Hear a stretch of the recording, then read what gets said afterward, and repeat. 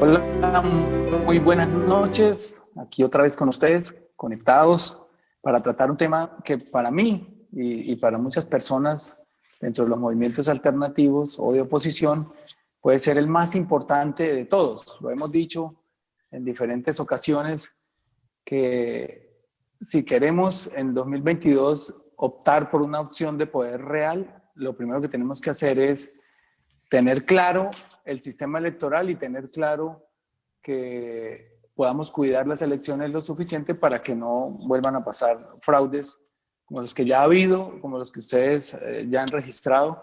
Y para eso, pues, hemos hecho este programa que es un gran debate electoral, nada menos que con las cabezas visibles de los dos organismos que tienen que ver con la cosa electoral en Colombia, que es el Consejo Nacional Electoral, y estamos aquí con el presidente del Consejo Nacional Electoral, el doctor Hernán Penagos, y los saludo con las buenas noches. Doctor Penagos, buenas noches. Senador Gustavo Bolívar, mucho gusto saludar. Muchas gracias por la invitación. Muy complacido de acompañarlo en este debate y un saludo a las demás personas que nos acompañan, al senador Petro, a Alexander, el señor registrador nacional del Estado Civil y al magistrado Luis Guillermo Pérez, así como a todas las personas que están ahora conectados. No, a usted por aceptar la invitación. Ahora presento nada menos que al registrador nacional del Estado Civil, que es el señor Alexander Vega. Con un saludo, bienvenido, doctor Alexander. Gracias, senador Gustavo Bolívar, senador Gustavo Petro, a nuestro presidente del Consejo Electoral, el doctor Hernán Penagos, al magistrado Luis Guillermo Pérez, a la audiencia que nos escucha, y muy placentero estar el día de hoy acá para resolver las dudas y, como usted bien lo dice, modernizar el sistema electoral, senador Bolívar. Muchas gracias. Y también nos acompaña el magistrado del Consejo Nacional Electoral, el doctor Luis Guillermo Pérez. Buenas noches, Luis Guillermo. Muy buenas noches, senador Gustavo Bolívar, senador Gustavo Petro, señor registrador nacional del Estado Civil Alexander Vega y Hernán Penagos, presidente del Consejo Nacional Electoral, y muy buenas noches a toda la audiencia que sigue este debate. Bueno, muchas gracias. Y por último, pues obviamente, por ser anfitrión, presento a mi tocayo Gustavo Petro, ya no necesita presentación. Tocayo, buenas noches. ¿Cómo estás, Gustavo? Muy amables. Saludo a todas y todos los que nos ven en este momento. Bueno, vamos a empezar este debate con dos temas muy importantes. Quiero decirles al presidente del Consejo Nacional Electoral y al registrador nacional, que está, digamos, recién posesionado de su cargo, lleva apenas unos meses, no tuvo que ver con las elecciones pasadas, pues que nosotros hemos sido muy críticos de estos dos organismos por una cantidad de anomalías que hemos venido observando, no solamente del año pasado, sino de tiempo atrás. Yo personalmente he investigado el tema electoral durante muchos años y soy un convencido del fraude electoral y también un convencido de que hay que hacer muchas reformas para evitarlo. De modo que hoy queremos abordar este tema y quisiera darle la palabra a Gustavo Petro para que él, desde su punto de vista como lector ya consumado del nuevo código, yo les presento el nuevo código electoral que el registrador nacional y el Consejo Nacional Electoral y el presidente de la República le presentan al Congreso de la República para su aprobación. Y esto sería un borrón y cuenta nueva en todo el sistema electoral colombiano. O sea, acabarían todas las leyes que hasta el momento han regido este sistema. Y Gustavo pues ya hizo un estudio del código y me gustaría que Gustavo empezara pues por contarles al registrador o preguntarles y al presidente del Consejo Nacional Electoral sobre los puntos en los que está de acuerdo y tal vez en los que también en los que no esté de acuerdo y por qué. Gustavo, bienvenido y siga, Gustavo, con la palabra. Gracias, senador. Y a los miembros del Alexander, el doctor Vega, que es el director de la registraduría, a los miembros del Consejo Nacional Electoral, su presidente Hernán Penagos aquí presente, y a Guillermo Pérez, pues un saludo muy especial. Yo apenas he leído así de corrido. Obviamente toca hacerle una segunda lectura ya con otro tipo de ojos al código. Es un proyecto largo. Ya se mencionó en la comisión primera algo al respecto. Y en ese recorrido, en esa lectura rápida, en la que se me pueden pasar varios temas, que puedo anotar lo siguiente. Digamos, el Código Electoral presentado, o que está a punto de presentarse al Congreso de la República, tiene una falla fundamental, digamos, gruesa, y tiene una virtud importante. ¿Cuál es la falla? La falla es que se hizo antes de que fuera expedida públicamente la sentencia interamericana de derechos humanos.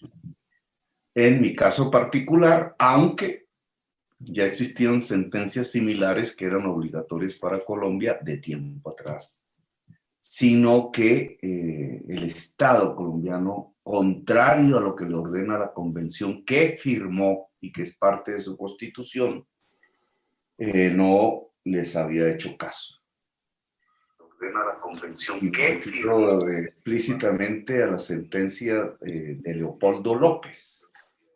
Tan famoso es el tema de Venezuela en Colombia, que es profundamente lamentable que una sentencia que salió en favor de un opositor conocido por todos al régimen venezolano, el señor Leopoldo López, cuando un contralor lo multó y a partir de esa multa le impidieron inscribirse como candidato presidencial, creo, no recuerdo yo bien, pues la CIDH falló hace ya varios años en su favor. Y eso ya era, digamos, doctrina, tenía que ser doctrina por el control de convencionalidad en Colombia. Le sacaron unas veces el cuerpo, otras veces el cuerpo, le hicieron 3 morisquetas, como dicen en la costa, 10 morisquetas. Total es que destituyeron también al alcalde de Bogotá por razones similares. Y nos tocó proceder hacia una nueva sentencia, en este caso acaba de ser expedida también en mi favor. Las autoridades administrativas, léase que son del gobierno, del ejecutivo para ser más exactos, no pueden quitarle derechos políticos a las personas. Los derechos políticos son derechos humanos fundamentales y son simples, es el derecho a elegir y ser elegido, uno, y el derecho a participar en igualdad de condiciones en el Estado. Esos son los derechos políticos. Son derechos humanos. Cuando se viola el derecho político de elegir, ser elegido, participar en igualdad de condiciones en el Estado, se es un violador de derechos humanos. En concreto, nuestro embajador ante la Organización de Estados Americanos, dada la sentencia, es un violador de derechos humanos.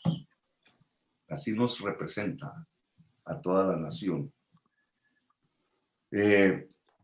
Entonces, expedida la sentencia, no puede haber una ley de la República, no puede haber una sentencia de tipo judicial que contradiga los términos de esa sentencia, porque sería un abierto desacato y cualquier juez de la República, cualquiera, el más humilde, en lo más lejano del país, podría tomar decisiones judiciales contra quienes desacatan la sentencia interamericana de derechos humanos.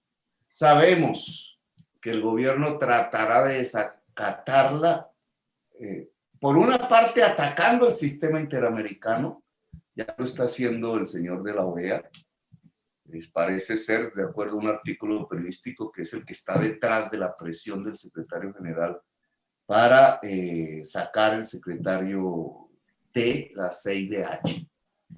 Pero lo pueden hacer a la colombiana, que es simplemente como no hacerle caso, como que no existe, como que se puede burlar. Bueno, el Código Electoral debe respetar la sentencia CIDH, porque si no hay un desacato que podría ir a sus autores, tendrían la excusa legítima de que no conocían la sentencia, pero ahora que ya es conocida, podría ir contra sus ponentes, contra sus votantes, indudablemente habría una demanda de inconstitucionalidad si se llegase a aprobar una parte de lo que allí está escrito. ¿Qué está escrito? Una reproducción de las normas que establecen que no puede ser candidato a consejos, para corporaciones públicas, para presidencia, para alcaldes, etcétera, quienes tengan, por ejemplo, una sanción fiscal o quienes tengan una sanción disciplinaria, que es precisamente lo que la sentencia 6DH dice. Eso es anticonvencional. Ninguna autoridad, ni disciplinaria, ni de control, por ser administrativas, puede cercenar un derecho fundamental de tipo político de ningún ciudadano. Así que este es el primer punto. No si quiere, vamos debatiendo por puntos, Gustavo, para que el registrador y el presidente y también Luis Guillermo nos den una visión sobre este reclamo de Gustavo Petro, y es no haber, bueno, ya se dijo que es porque el código fue anterior al fallo de la Corte Interamericana, no haber incluido ese fallo, digamos, el efecto de ese fallo dentro del nuevo código electoral. Entonces le doy la palabra, si quieren, al registrador nacional, para que cada uno empecemos en respuestas de 2 o 3 minutos para hacerlo más ágil. Gracias. Bueno, muchas gracias, senador Petro. Efectivamente, arranco el debate por darle la razón, diciéndole que el proyecto de código electoral que a bien le pude entregar la semana pasada es un proyecto que ha sido sociabilizado no solo por los partidos políticos, fue aprobado por el Consejo Electoral, tuvo el aval de la Sala de Consulta y Servicio Civil del Consejo de Estado. Nos mandaron igualmente recomendaciones la sección quinta del Consejo de Estado en temas electorales. El gobierno también se sumó a la iniciativa por querer reformar el proceso electoral ya desueto desde antes de la Constitución del 91. Entrando en materia, lo que usted dice es cierto. Efectivamente, cuando salió el fallo que le favoreció a usted por parte de la Comisión Interamericana, en el sentido de la Corte Interamericana de proteger sus derechos políticos, efectivamente, yo soy muy conocedor no solo de su fallo, sino del caso de Leopoldo López. Soy un promotor que mucha gente, yo le pongo un antecedente, cuando usted pidió las medidas cautelares, en su momento estaba de presidente el doctor Juan Manuel Santos y era canciller la doctora María Ángela Holguín.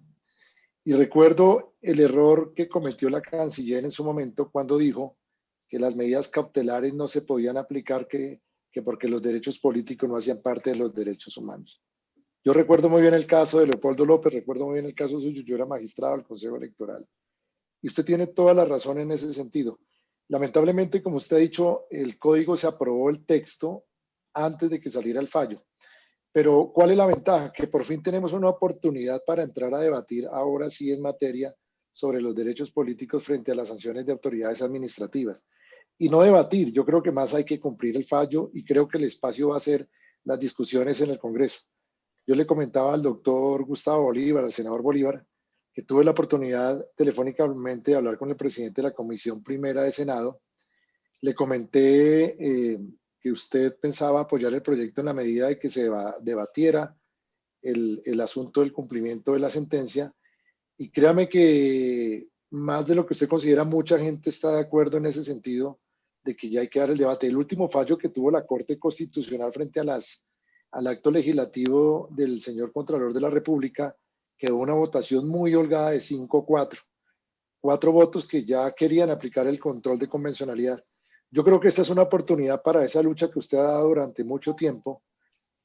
Y no es una lucha de Gustavo Petro. Yo considero, a mí me preguntaban que qué opinaba del fallo del senador Petro. Yo creo que es un fallo que da la recuperación a los derechos políticos a muchos ciudadanos en el país.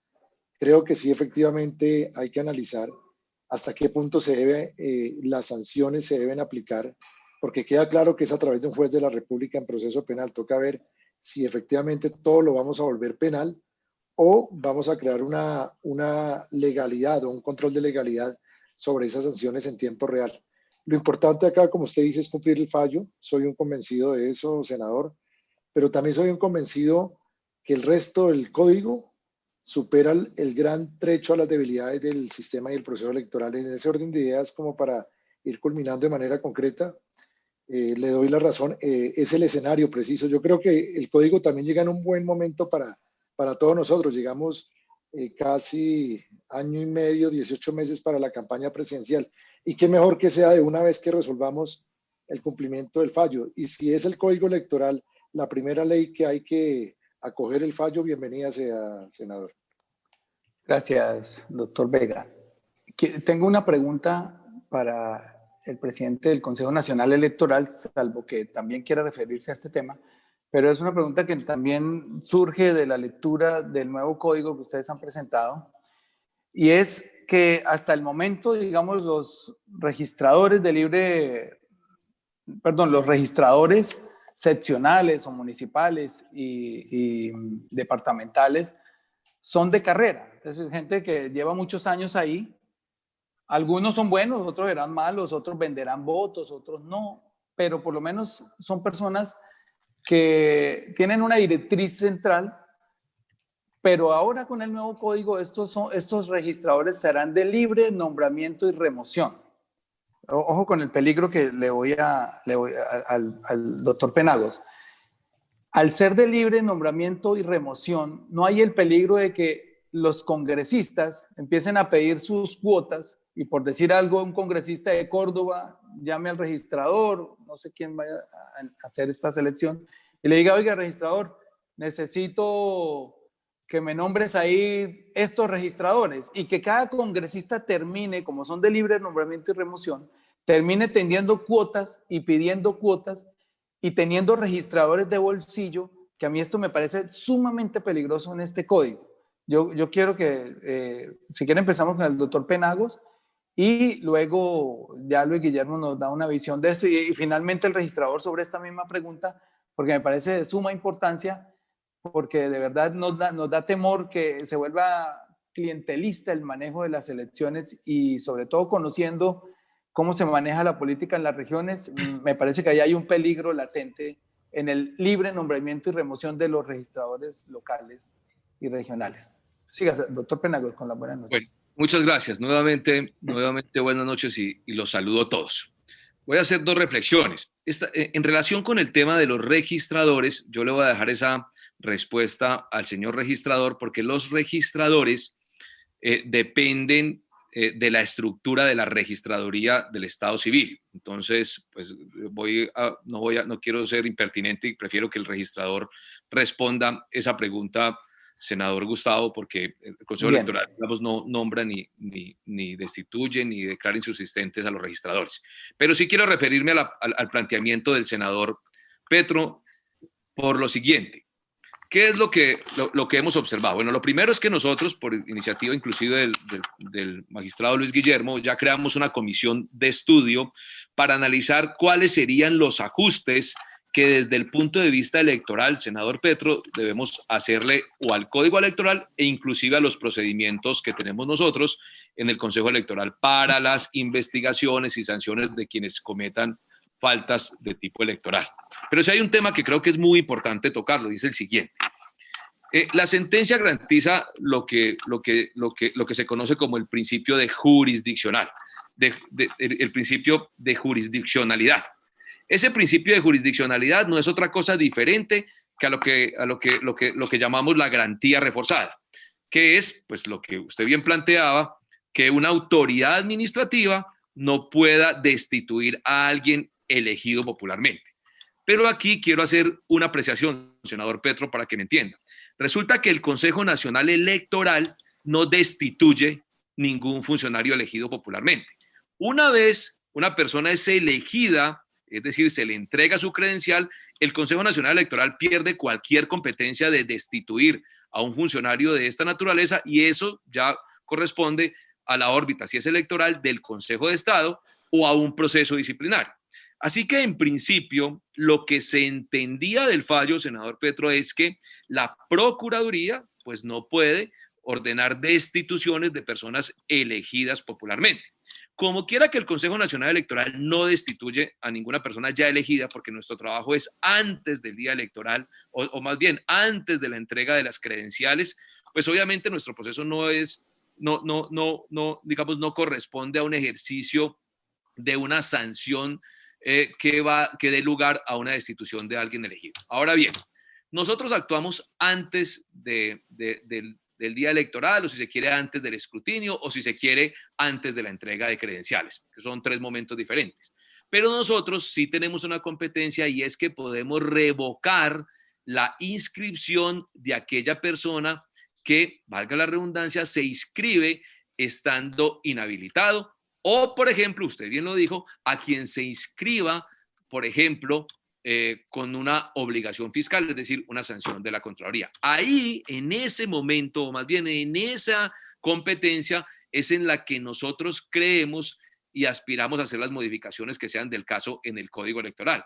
De tal manera que en el futuro, por ejemplo, quien tenga una sanción fiscal y se inscriba como candidato a un cargo de elección popular, pues hombre, el Consejo Electoral, en función de ese control de convencionalidad, que ya aspiramos a aplicarlo, pues obviamente, de la manera más rápida posible, ojalá con la expedición del Código Electoral, pues entonces ese tipo de revocatorias no se puedan aplicar. Usted sabe que la gran mayoría de los ciudadanos, y seguramente quienes todavía no le han dado una lectura profunda al código, lo que entienden un poco de la orden que se le da al Estado colombiano, pues deriva más de las sanciones que impone la Procuraduría y sanciones de destitución, y también de algunas competencias que tiene la Contraloría. Sin embargo, senador Bolívar, pues nosotros lo que queremos es adelantarnos un poco, y aquí reconozco el planteamiento y, digamos, la solicitud que hace el doctor Luis Guillermo, adelantarnos un poco, porque también entendemos que si no se puede destituir a un funcionario, a una persona elegida popularmente por parte de la Procuraduría a través de un proceso disciplinario, pues tampoco entonces el Consejo Nacional Electoral pudiera revocar a esa persona que aspira a ser candidato por tener una obligación fiscal. No sé si me hago entender. Y es ahí donde entonces nosotros queremos darle plena aplicación a ese principio de jurisdiccionalidad y a esa garantía reforzada que le otorgan en el fallo a su señoría. Entonces quiero dividir un poco que una cosa es el que ya está electo, que ya está posesionado, que está ejerciendo su cargo, a quien en teoría lo investigaba la Procuraduría, y otro quien apenas está aspirando, pues cuya competencia nuestra no es otra diferente a la de la revocatoria. Sin embargo, insisto, queremos darle aplicación, inclusive darle mayor alcance al fallo. Yo lo he estado leyendo varias veces y el fallo, digamos, todavía no se puede interpretar, senador Petro, si en el fallo exigen que se apliquen todas esas condiciones a todo el derecho administrativo sancionatorio, porque el derecho administrativo sancionatorio implica varias cosas. Una, la competencia de la Procuraduría, que es muy claro frente al tema de la Procuraduría, ahí tendrá que mirarse cómo y de qué manera se va a adecuar la legislación colombiana. Pero el derecho administrativo sancionatorio también le aplica al Consejo Electoral, a las superintendencias, a la Contraloría, y ese es el ejercicio y la lectura que tenemos que dar. ¿Cuál es el alcance del fallo frente al resto, frente a las demás autoridades que aplican el derecho administrativo sancionatorio, diferentes a la Procuraduría General de la Nación? Ok, muchas gracias. Luis Guillermo, sobre los dos temas. Senador Bolívar, sí voy a referirme a la inquietud que ha expresado el senador Petro, y quisiera precisar en los mismos términos que lo ha dicho el registrador nacional, que esta sentencia de la Corte Interamericana, si bien es el caso Gustavo Petro Urrego versus el Estado colombiano, es un fallo que ayuda a la democracia colombiana y contribuye a defender los derechos políticos no solamente de Gustavo Petro Urrego, contribuye a defender los derechos políticos de todos los electores, o sea, tiene una dimensión colectiva, y protege los derechos políticos de los candidatos o candidatas o de quienes resulten elegidos. Ahora, por supuesto, por ser el resultado de un convenio internacional que ratificó en debida forma el Estado colombiano, lo ha dicho ya el Consejo de Estado y lo recuerda también esta sentencia de la Corte Interamericana de Derechos Humanos. Se tiene que cumplir con el Pacta Sunt Servanda, que significa que si los estados asumen ceder parte de su soberanía a un órgano interestatal, pues tienen que cumplir con las decisiones de ese órgano interestatal. Aquí no se trata de si hay una autoridad dentro del Estado colombiano que diga, no, a mí no me aplica esa obligación. A todas las autoridades les aplica esa obligación. Y por supuesto, también nos concierne a nosotros, como bien lo dijo el presidente Penagos, revisar el impacto que se tiene sobre nuestras competencias y nuestros procedimientos. Nosotros ya no podríamos declarar inhabilitado a una persona que sea candidata a un cargo de elección popular porque tiene una multa, sea del Consejo Nacional Electoral o sea de la Contraloría, sea del ente que sea. Ni tampoco podemos inhabilitar a una persona porque tenga una sanción de naturaleza administrativa, sancionatoria, como en el caso de la Procuraduría General de la Nación. Ahora, se ha dicho que este fallo va a contribuir entonces a la corrupción en Colombia. No, el fallo es muy claro. El Estado colombiano tiene todos los mecanismos para asegurar la lucha contra la corrupción de cualquier persona dentro de la administración pública o fuera de ella, y tiene que aplicarse. Ahora, presidente Penagos, sí se está hablando justamente de que cualquier autoridad, sea de naturaleza judicial o de naturaleza administrativa, el fallo lo dice con claridad, debe respetar algo que es elemental, es lo que sería el derecho a una doble instancia o una doble conformidad en términos de una decisión, para que el que investiga no sea el mismo que sanciona. Y eso pues nos llevaría a nosotros también a replantear la estructura misma del Consejo Nacional Electoral. Y tenemos que analizarlo, pero por ejemplo, frente a los consejos seccionales del Consejo Nacional Electoral que se plantean en este código, pues tendríamos que pensar si ellos fuesen la primera instancia y el Consejo Nacional Electoral la segunda, en relación con procesos electorales de carácter municipal o regional, y como lo propusimos inicialmente nosotros, pero finalmente no quedó en la redacción final del código, una sala de 3 personas que toman una decisión y luego se lleva la posibilidad de una apelación a la plenaria del Consejo Nacional Electoral, donde estos 3 que decidieron obviamente no harían parte de esa segunda instancia. Bueno, son elementos que tendremos que analizar, pero está claro que la sentencia de la Corte Interamericana de Derechos Humanos, por ser parte de un órgano interestatal, producto de una convención, la Convención Americana, que fue ratificada por el Estado colombiano en debida forma, obliga a cualquier autoridad política, administrativa o judicial a cumplir con sus recomendaciones. Y gracias. sí, señor registrador, yo espero que efectivamente en el Congreso de la República finalmente se asuma la responsabilidad que se tiene, bien lo decía el senador Petro, desde el 2017, cuando el Consejo de Estado, justamente aplicando el control de convencionalidad, le dijo al Gobierno Nacional, le dijo al Congreso de la República, se tienen que hacer las modificaciones legales en todos los campos necesarios para ajustar la institucionalidad colombiana y las leyes colombianas al control de convencionalidad Gracias, Luis Guillermo, del sistema interamericano. Creo que es suficiente la ilustración porque nos quedan 5 temas muy importantes. Uno que me reclama aquí la gente a gritos, el software de la registraduría, que ese es el tema grande que vamos a tratar. Pero, doctor Alexander Vega, sobre la pregunta quiero responderte. Claro que sí. Del clientelismo que se podría presentar en el nombramiento de los registradores locales, por favor. Pues te cuento que al contrario, Gustavo, te voy a contar la historia del artículo 24. El artículo 24 que proyecta el código se está organizando la estructura de la registraduría. Te hago una pregunta. Hoy, ¿cómo funciona la estructura de la registraduría? Un registrador municipal, yo te pregunto, ¿un registrador puede interferir en las elecciones de su municipio? Sí. Bueno, es la misma respuesta que yo daría. Resulta que hoy el decreto actual del Código Electoral, que es un código bipartidista, le dio el rango a los registradores municipales de carácter técnico, razón por la cual no pueden ser removidos por la confianza. Si tú lees el artículo, no se habla de libre nombramiento y remoción, solo se habla de libre remoción. ¿Qué quiere decir eso? Que ya los registradores que están nombrados se mantendrán en su cargo. ¿Pero qué se le incluye algo que estaba faltando en el Código Electoral? Resulta que ustedes han escuchado muchos casos, y yo creo que casos muy detallados de registradores que han vendido identidades, que hacen fraudes en las elecciones. Resulta que hoy en día no pueden ser removidos por los delegados. Este artículo, más que busca, como te comentaron, que hacer clientelismo, primero no es de libre nombramiento, es de los registradores van a quedar en su cargo.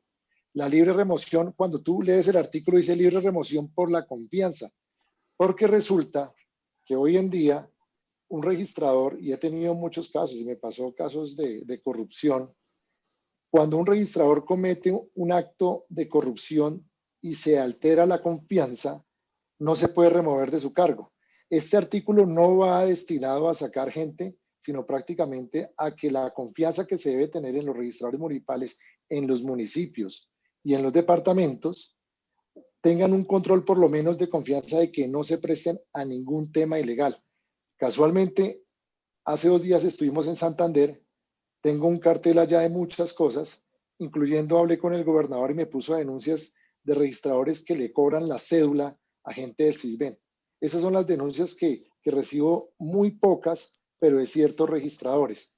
Este artículo, ¿qué es lo que busca? 2 bondades. Vamos a profesionalizar a todos los registradores, pero acá no se va a nombrar más gente, Gustavo, porque acá dice... Dice que un registrador en identificación y otro en lo electoral, ¿es correcto? Esos van a ser los 2 delegados departamentales, porque hoy en día a mí me toca conservar la distribución partidista del Frente Nacional en cada departamento. Y el artículo 24 que tú me preguntas de clientelismo, pues no sea porque es que ahí no estamos sacando a la gente, ahí se dice libre remoción, ya los que están nombrados quedan nombrados, no se va a sacar ningún registrador, pero si hay un registrador que con un acto ilegal pierda la confianza de los delegados o el registrador nacional, puede ser removido. Esto es un tema que fue concertado con el sindicato, Gustavo, porque el sindicato ha reconocido que muchas personas, muchos registradores que ustedes han visto, tema de tráfico de identificación, tema de votos. Tengo un caso en el Meta ahorita muy complicado de un registrador que solo con el tema de la percepción se van a pedir dinero a los candidatos. Entonces los registradores, hoy con la figura de cargos de técnico, prácticamente no los podemos mover. Y esto le está creando la responsabilidad electoral, porque si hay alguien que tiene responsabilidad electoral son los registradores municipales. Entonces la idea es no sacarlos, al contrario, por eso dejamos responsabilidad y libre remoción, porque libre nombramiento, acá nadie va a sacar a nadie, porque se quita el libre nombramiento, solo se queda la libre remoción. Muchas gracias, doctor Alexander. Gustavo, nosotros hemos repetido en varias ocasiones a raíz de la ñeñe política, a raíz de la merlanopolítica, a raíz de todos esos audios y de todas estas actas electorales fraudulentas que vimos en la pasada elección, pues que hubo cosas anómalas que nos hacen pensar en de pronto un fraude. ¿Qué está pensando Gustavo Petro de cara a las elecciones de 2022 para evitar que esto nuevamente vuelva a pasar? Pues aquí tenemos como la segunda, otra parte que quería intervenir, pero aclaro la primera. Sí, el CNN no tiene la facultad de destituir a nadie, pero, y ese no es el problema, eso se refiere a otras leyes que también hay que modificar, sino tiene la facultad actual y en el código que se va a discutir de impedir inscripciones. Y ahí está el punto. De acuerdo.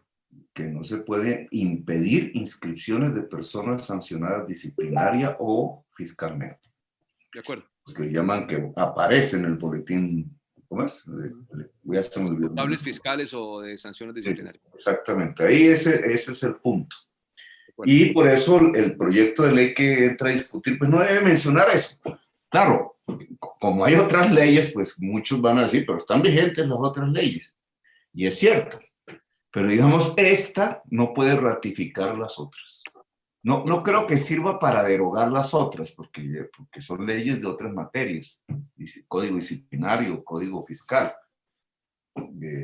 Pero esta no las puede reproducir, sino que tiene que estar listo al cambio de juridicidad y de jurisprudencia, porque en algún momento las cortes también tendrán la oportunidad de pronunciarse. La pregunta de mi tocayo, entonces, que es el aspecto que yo veo positivo de la reforma que se plantea, que es el cambio del software el que el propietario del código del software sea la nación, pues en cabeza de la registraduría, obviamente, pero debe ser de la nación.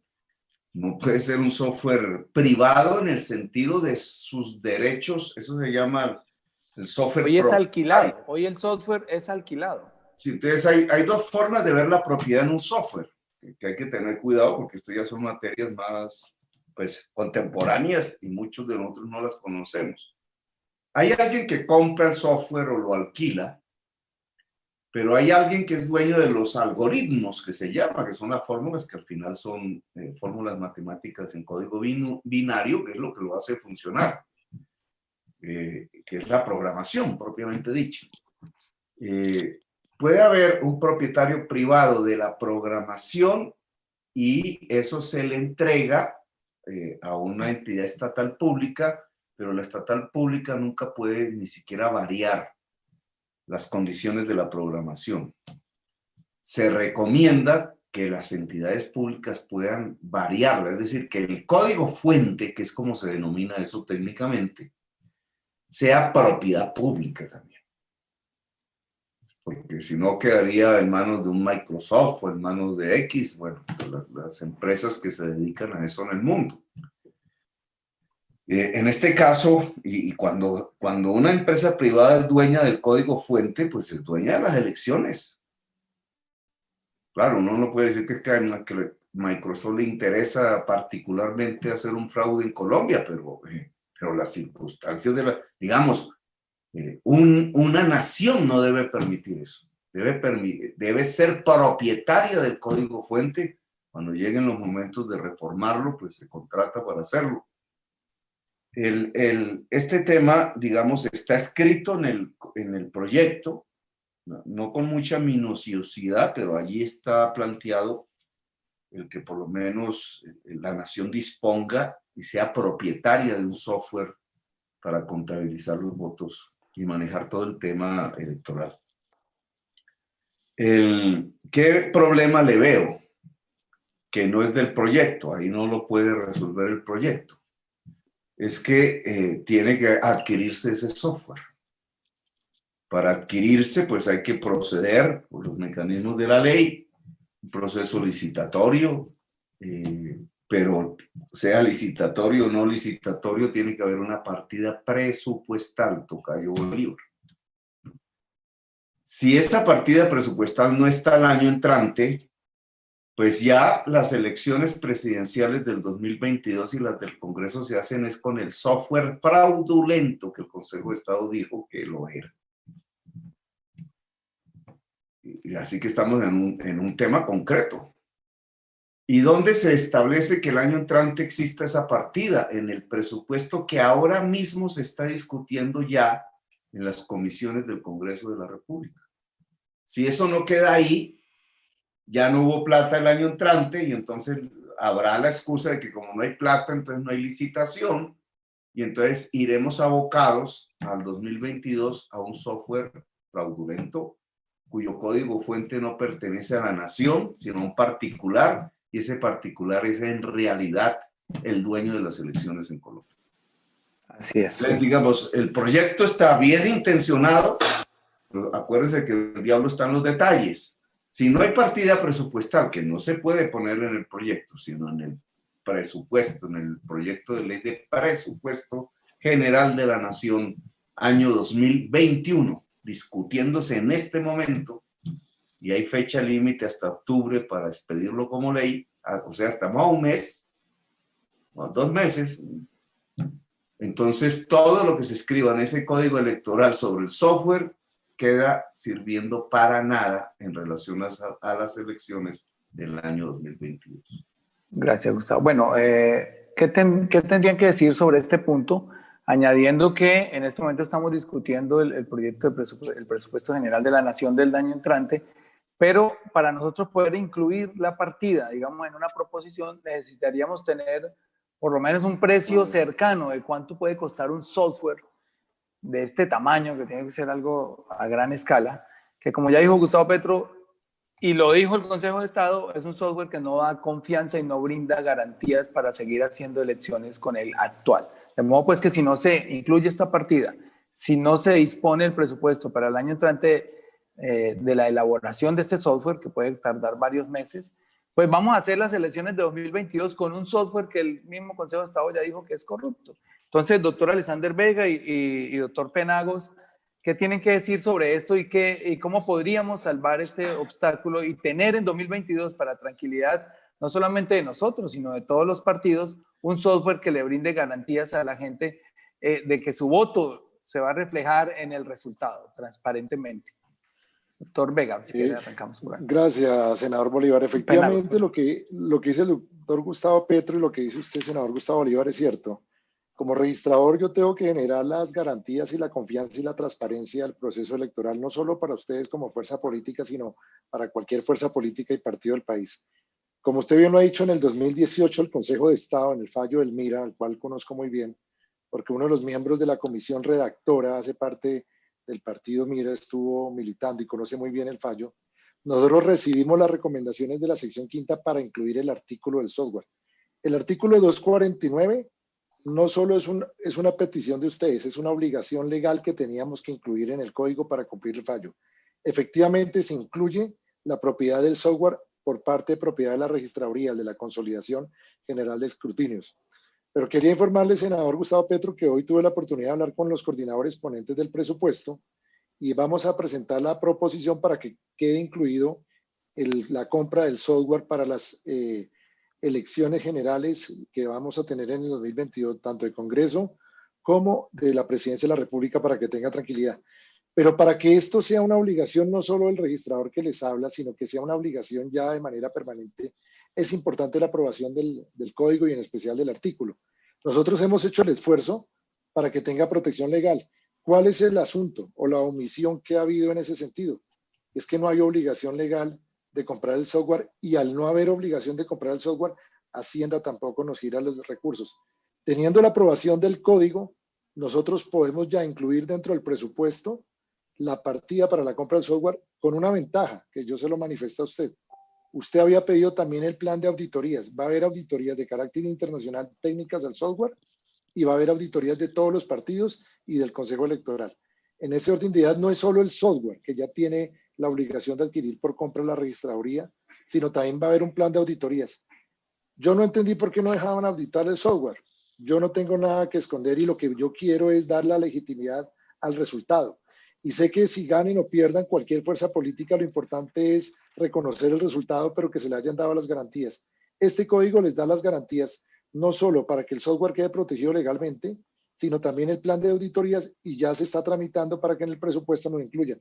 Pero para que el gobierno nos cumpla con la partida, debemos aprobar el código. Con eso le damos la garantía para que ustedes como fuerza política que se presentarán en el 22 tengan la tranquilidad no solo que se cumplió el fallo del Consejo de Estado, sino que es una solicitud que ustedes siempre han tenido por todos estos 4 años. Otra pregunta ya esta puede ser para los magistrados del Consejo Electoral. No es suficiente con tener un software propiedad de la nación, propiedad de la registraduría, que nos brinde las garantías, sino también que los partidos políticos podamos tener una auditoría directa, y esto se hace con los códigos fuente. Queda dentro del nuevo código que están presentando una disposición para que el Consejo Nacional Electoral pueda tener los códigos fuentes y auditar, pero siendo sinceros, y me excusan los magistrados, pues el Consejo Nacional Electoral también es un ente politizado donde tienen mayoría los partidos políticos tradicionales. Nosotros, por citar un solo caso, solo tenemos 1 de 9 magistrados. ¿Por qué no se le entrega, y eso es una petición que vamos a luchar hasta el final, los códigos fuente a los partidos políticos, no solo a nosotros, sino a todos? Por una sencilla razón, porque es que si nosotros no tenemos una auditoría privada a cada partido político, seguramente no vamos a tener eso es una falta de garantías, pero seguramente no vamos a tener la seguridad de que el escrutinio va a ser transparente. Para los que nos están viendo, cuando los códigos fuentes son los que pueden modificar,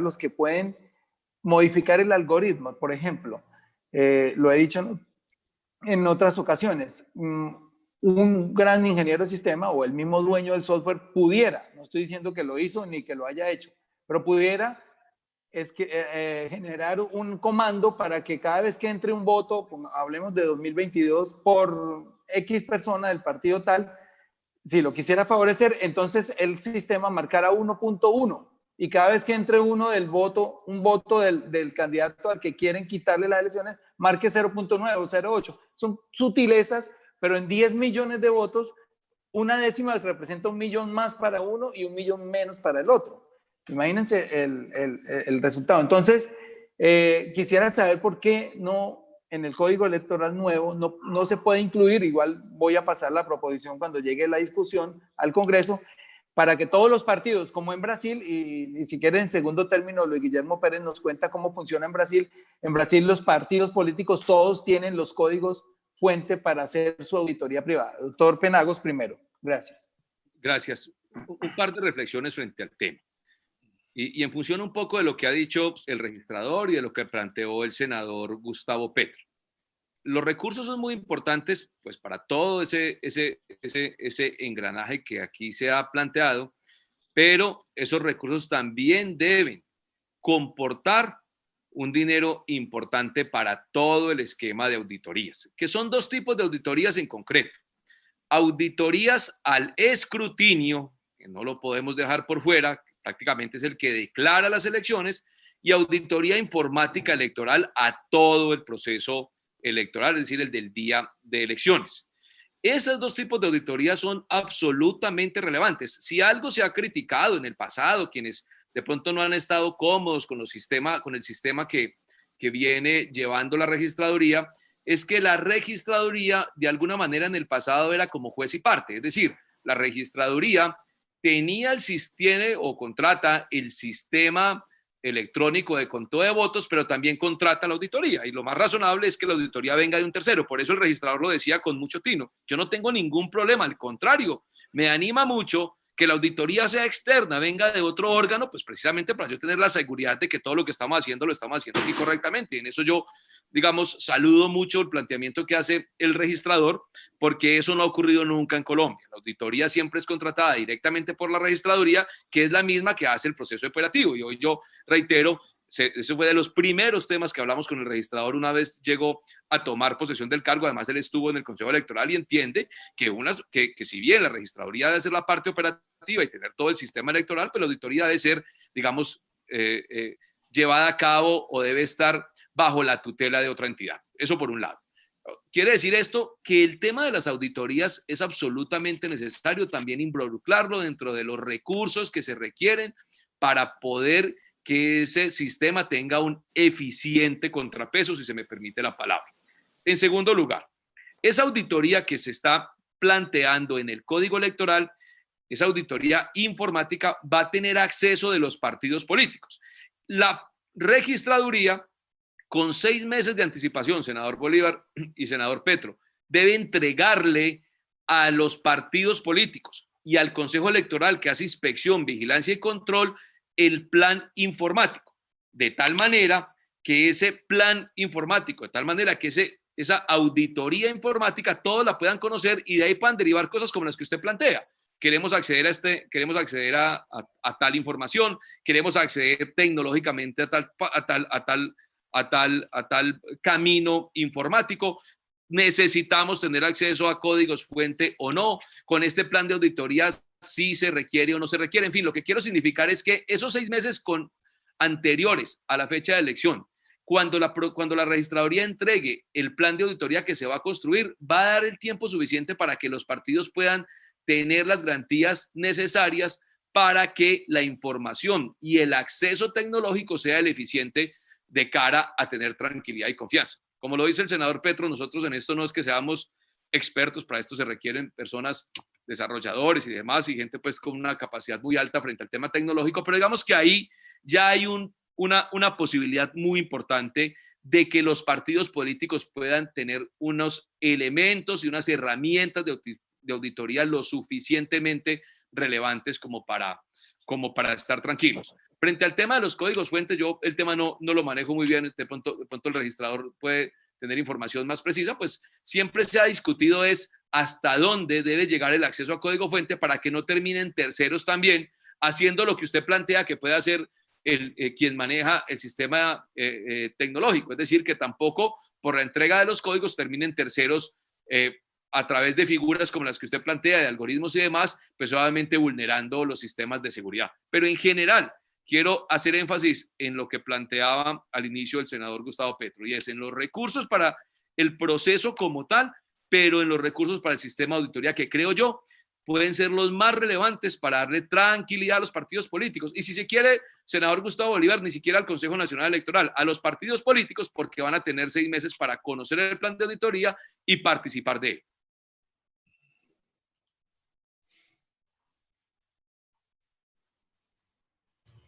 No te estamos escuchando, tienes el micrófono apagado. Luis Guillermo, gracias.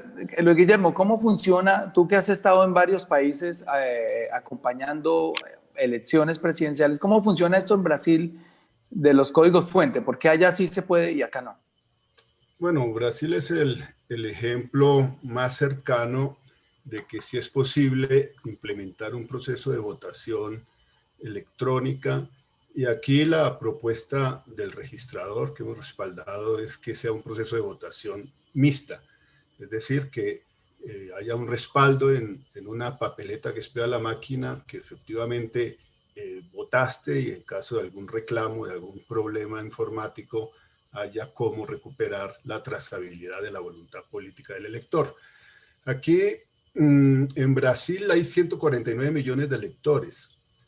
Y en las últimas elecciones... O sea, fue electo 4 Bolsonaro. veces el censo electoral colombiano y un poquito más. Sí, 4 veces, exactamente. Exactamente. Y en las últimas elecciones, donde fue electo Bolsonaro, participaron casi 100 millones de personas a través del voto electrónico. Aquí se ha previsto la progresividad en la utilización de todo el alcance tecnológico. Pero veamos lo que está establecido en la propuesta del código. Mencionaba el registrador el artículo 249 sobre el software de escrutinios, que establece que el software estará en poder de la registraduría. Y además se señala que el código fuente del software de escrutinios debe ser de conocimiento del Consejo Nacional Electoral, promoviendo el uso de herramientas de software de código abierto, que era algo que reclamábamos nosotros y quedó así establecido. Pero también el artículo 238 del proyecto, que establece las facultades de los auditores de sistemas. Todos los partidos políticos van a tener sus auditores de sistemas, y ya le corresponde a cada partido político efectivamente contratar los auditores que tengan competencia efectivamente para revisar, por ejemplo, el código fuente. Y allí no se está impidiendo que los partidos, a través de sus auditores de sistemas, puedan tener acceso al código fuente. Dice el proyecto: participar en el registro y verificación de la información técnica del código fuente y ejecutables del software del preconteo, escrutinio, digitalización, consolidación y divulgación que para tal efecto realice la Registraduría Nacional del Estado Civil. Y se está garantizando a estos auditores de cada partido político el acceso a todo el proceso electoral. Y yo creo que esa es no solamente una gran garantía para los partidos políticos, yo creo que es una garantía para toda la sociedad colombiana, toda la ciudadanía y toda la institucionalidad. Muchas gracias. Gustavo, sigamos avanzando. Si tiene más otros puntos del código, del nuevo código, que quieras cuestionar. Pues eran los dos que en el inicio mencioné, digamos, ejes. Yo creo que ya tiene que ver con un tema que es, digamos, lo que hemos observado cuando, ya en la práctica, digamos, en general, los testigos no alcanzan a tener la preparación suficiente, varían, no hay una profesión de testigos.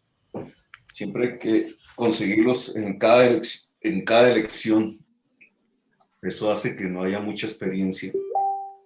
Un partido político no logra tener la misma capacidad de la registraduría para controlar las elecciones. Si acaso él mira quizás el de mayor capacidad organizativa por sus orígenes religiosos. Entonces, ¿eso qué hace? Que el testigo no logra, a veces lo hace, a veces no lo hace, poner su impronta en una mesa. En esas mesas se ha dado un caso, y era que se contrataba con empresas los jurados de votación, jurados de mesa. Y esas empresas en muchas partes eran fantasmas, no eran ciertas, y lo que hacían era que un partido político usaba esa empresa fantasma para tener todos los jurados de votación de una mesa. Con eso se hace fraude. Porque entonces entonces claro, el testigo no tan capacitado deja que se haga el fraude. Entonces, esta selección de jurados de mesa, que es el primer escalón, no puede pasar por las empresas privadas.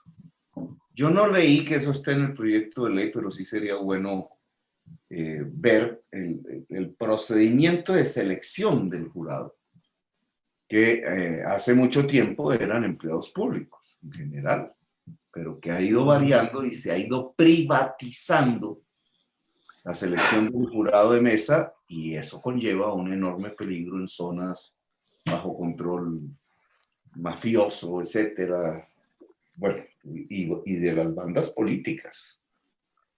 Otro elemento que subyace en la práctica es que una vez contado en la mesa y hay unos actos, bueno, unos procedimientos, hay un preconteo que no es vinculante, pero toda la prensa lo vuelve vinculante. Y creo que es un tema muy específico en Colombia, porque se jacta la registraduría de dar los resultados pues en cuestión de minutos casi, de una hora ya. Pero eso se hace sobre la base de un preconteo que no es vinculante, es decir, el conteo real se está haciendo, pero en un proceso más largo, pero los hechos políticos sí se están produciendo. Y cuando se llega a esas mesas ya de escrutinio, llamémoslo así, ya cuando se ha salido de la mesa, entonces se llevan las bolsas, en el escrutinio es difícil el conteo otra vez de los votos. En general lo que se hace es una verificación de las actas. Si coinciden, si no coinciden, si se sumaron bien, si no se sumaron bien. Pero si no hay un hecho que el testigo electoral produjo en la mesa, pues no se abre esa mesa y no se vuelve a contar los votos. Y yo creo que debería haber mucha más facilidad para que se vuelvan a contar uno a uno los votos de una mesa en los procedimientos de escrutinio. Eso debería ser más fácil, porque al final eso ayudaría a que no hubiera el fraude. El fraude se hace, incluso lo hemos visto ya nosotros mismos, cuando le ponen una rayita al 7, bueno, todas esas maromas que hacen en las actas, le ponen un 0. Y cuando usted va poniendo un 0 a una mesa, a un acta de una mesa, y ese 0 se va reproduciendo en 10.000 mesas, pues ya se tumbaron una curul.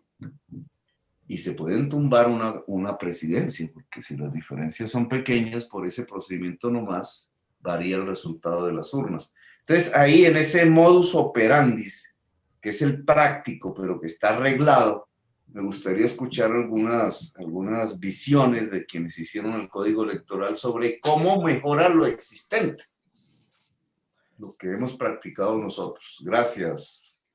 Gracias, senador. Con su venia, senador Bolívar. Siga, señor registrador, que el senador... Bueno,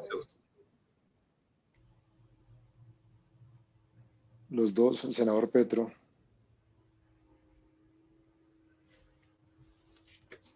Señor registrador, siga. Pero no sé si están conectados. Creo que se fueron el senador Bolívar, el senador Petro y el organizador del grupo. Yo estoy aquí. Sí. Bueno, senador. Qué pena, senador. Es que me interesa darle respuesta porque esa parte del articulado es iniciativa de la registraduría. Lo que usted cuenta es totalmente cierto. Nosotros hemos identificado que el gran problema del posible fraude electoral o las inconsistencias arrancan en la mesa. ¿Y en la mesa por qué? Primero porque los jurados todavía tienen naturaleza partidista. El Código Electoral actual dice que yo debo garantizar la heterogeneidad partidista de los jurados de votación. Y como usted bien lo ha dicho, En el año 2015, en las regionales de 2015, identificamos empresas en el país que mandaban los jurados de votación, 100 jurados de votación, y cuando íbamos a revisar cuántos empleados tenía la empresa, aparecían 5. ¿Para qué iban los otros 95 a los jurados? Obviamente para buscar alguna forma de fraude o favorecer a un candidato. 3 cosas muy fuertes que va a tener el código, senador Petro y senador Bolívar, porque esto usted no solo me lo ha pedido, realmente todas las fuerzas políticas, nadie quiere que le roben sus votos. Usted supo muy bien el problema de las tachaduras, las falsedades que hay en los formularios E14 por 2 situaciones, de manera de error humano o maneras voluntarias. Eso es lo que usted comenta, que la raya que le ponen al 0 y se convierte en 10, todo eso es cierto y todo eso está documentado. Pero hay 3 líneas de acción que tiene el código, no solo pensando en su petición, sino la petición que hace todos los partidos políticos, que no le roben los votos en la mesa. Primero, los jurados ya no van a ser empleados públicos. ¿Por qué? Porque usted bien dice, hay alcaldías en los municipios en Colombia que la mayoría de alcaldes les da poner su sucesor y los jurados son los mismos funcionarios de la alcaldía. Otro problema que evidenciamos ayer en Sutatausa, en una elección atípica, no hay empresas en todos los municipios de Colombia. Y en las grandes democracias o en los sistemas o procesos electorales, los jurados nacen del mismo censo electoral. Lo que estamos proyectando, promoviendo para transparencia y tranquilidad suya y de todas las fuerzas políticas, es que los jurados se van a designar es del censo electoral y los jurados van a estar en la mesa en el sitio donde ellos mismos voten. Vamos a acercar al jurado directamente al puesto de votación. Entonces se le quita el carácter partidista al jurado de votación y ahora puede ser cualquier persona del censo. Usted bien dice, es cierto, los testigos electorales no alcanzan a estar en todas las mesas del país, pero ahí está el gran elemento del código, la tecnología. Nosotros estamos buscando 2 elementos para atacar al jurado de votación en el buen sentido de la palabra, para que no cometa actos de corrupción o errores humanos. Yo voy más por los errores humanos. Primero, en Colombia la gente todavía se suplanta para votar. Compran la cédula, van a la mesa de votación y no hay una identificación biométrica. Con este código va a existir en todas las mesas del país identificación biométrica para que la gente no se suplante. Y el segundo elemento importante que vamos a meter en la mesa con el modelo actual, los formularios que se diligencian a mano ya no tendrán que diligenciarse a mano, se pueden diligenciar a través de las tablets impresoras, donde los jurados pueden incluir los votos y si hay un error, se corrige en la misma tableta, es un iPad. Y cuando terminen de finalizar el escrutinio de mesa, imprimen el formulario de 14 o el acta de mesa. Los jurados solo tendrán que contar, digitalizar los votos y escribir el formulario. Ya no tiene por qué haber diligenciamiento manual. Este código lo que hace es tecnificar y respetar el voto manual. Pero todo lo que usted dice es cierto. Tan cierto que me lo piden todas las fuerzas políticas. Lo que usted comenta, usted no ha sido el único que ha sido víctima de que le tachen un formulario. Yo tengo partidos políticos que habían jurados que no le incluían sus votos, porque había una contradicción ideológica. ¿Por qué? Porque el jurado pertenecía a un partido. Entonces creían que la mejor forma era no poner los votos en el acta o en el formulario 14. Metiendo la biometría en la mesa, no va a haber suplantación. Y si diligenciamos el formulario por vía digital y lo transmitimos desde la mesa, no va a haber problema. Los jurados lo que más tienen en este código es un avance hacia el tema de la transparencia. Entonces les puedo dar la tranquilidad de que esa transformación de los jurados de votación que hicimos con el Consejo Electoral está resuelta para que los jurados ya no le metan más mano al diligenciamiento de los formularios. Ahora, yo agregaría... Doctor... Siga, doctor Penagos. Yo agregaría un tema adicional, y es que la designación de los jurados, también el código se señala, debe ser a través de sorteo. Y eso, digamos, puede ser de mucha utilidad en la medida en que pues, se evita que terminen siempre siendo los mismos jurados en las mismas mesas. Entonces, el tema del sorteo de los jurados de votación a través de las personas que se encuentran en el censo electoral, digamos que hace y ayuda un poco que esa decisión aleatoria pues termine por lo menos dando o generando una circunstancia positiva, y es que los jurados se van a encontrar ese día de las elecciones para efectos de llevar a cabo todo el proceso que corresponda, y esa decisión aleatoria de los jurados pues obviamente da un poco más de tranquilidad, porque cuando en una mesa se presentan hechos de corrupción, generalmente es porque todos los miembros de la mesa, los jurados o parte de ellos, pues ya se conocen y pues vienen, digamos, desde días antes planeando sus actos delictivos. El hecho de que los jurados se designen, insisto, a través de sorteo, pues yo creo que vuelve más aleatoria el lugar en el que tienen que desempeñar su función y ayuda un poco a evitar esa circunstancia. Ahora bien, si nosotros logramos avanzar un poco más en el tema del escrutinio y para elecciones que se vienen logramos que deje de ser tan manual todo el proceso de diligenciamiento de actas, senador Petro, como usted lo dice, pues obviamente también vamos a ayudar mucho para evitar esas prácticas que uno no sabe cuáles son corruptas o cuáles de esas son simplemente por desconocimiento, donde el 10 se convierte en 100 o el 100 se convierte en 10. Si nosotros utilizamos las tecnologías para poder llevar a cabo el diligenciamiento de los resultados electorales en aquellos lugares donde todavía se va a mantener, digamos, el voto manual, porque ustedes entenderán que no creo que sea de un día para otro que se logre mantener la totalidad del país en voto electrónico, pues obviamente en lo que sí tenemos que trabajar fuertemente es en que ese escrutinio sea, digamos, totalmente tecnológico, de tal manera que primero los partidos políticos tengan acceso en tiempo real a todas y cada una de las actas.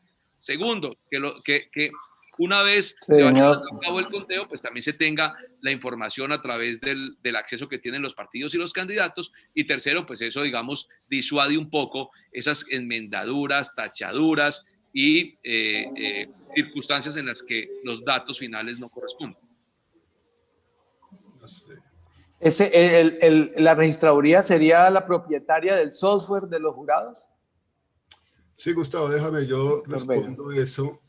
Sí, efectivamente, y también, además de lo que ha dicho el registrador y el presidente Penagos, el sorteo y el software de la selección de los jurados podrá también ser auditado por todos los partidos políticos.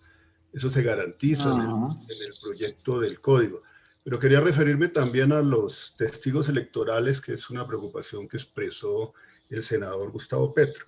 En el artículo 126 del proyecto del código se establece pues, cuáles son los testigos electorales, entonces, cómo se postulan, pero de igual manera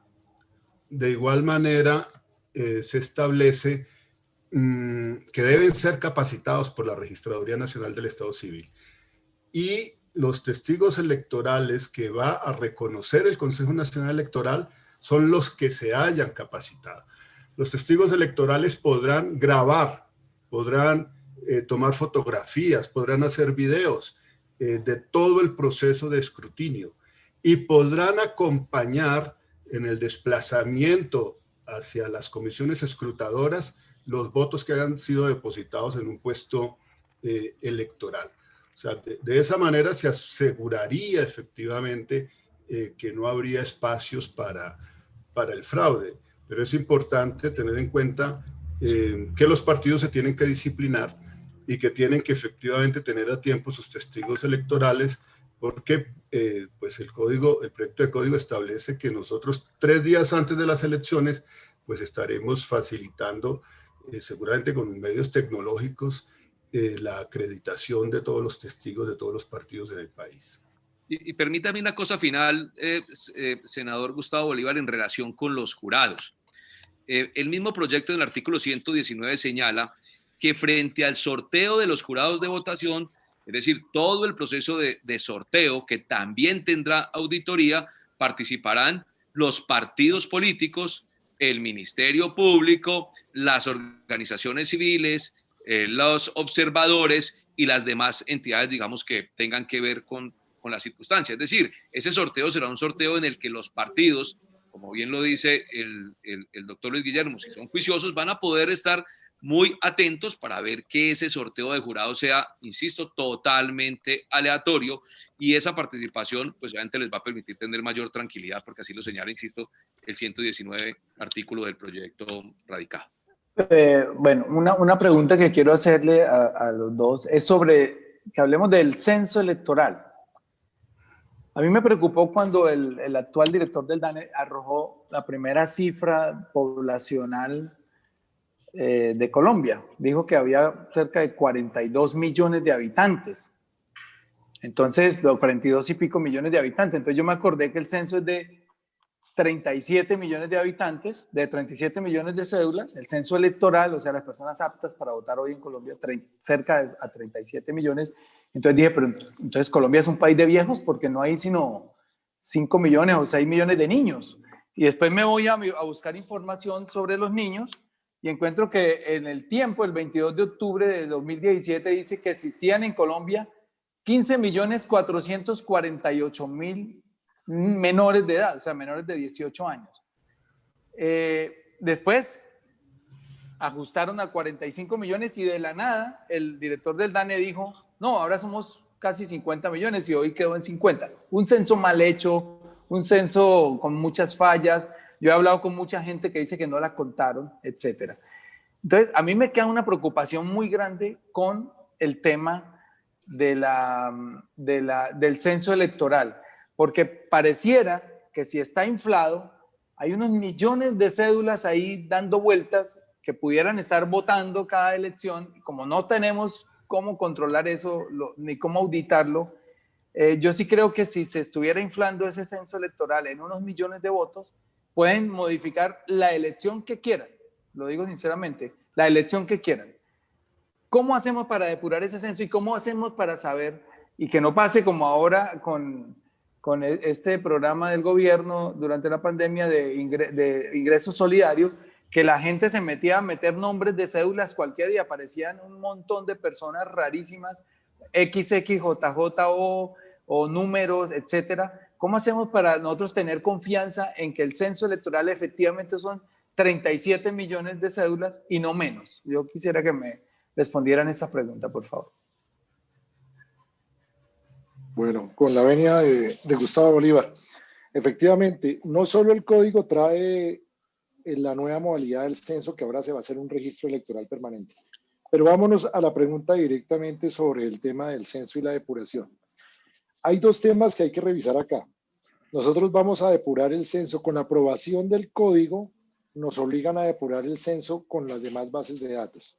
Hoy en día podemos tener dentro de las bases de datos de la registraduría un censo aproximadamente de 37 millones que tendremos que depurar, no solo en tema de fallecidos con el Ministerio de Salud y el DANE, sino efectivamente lo que dice Gustavo es cierto, para saber cuántos somos.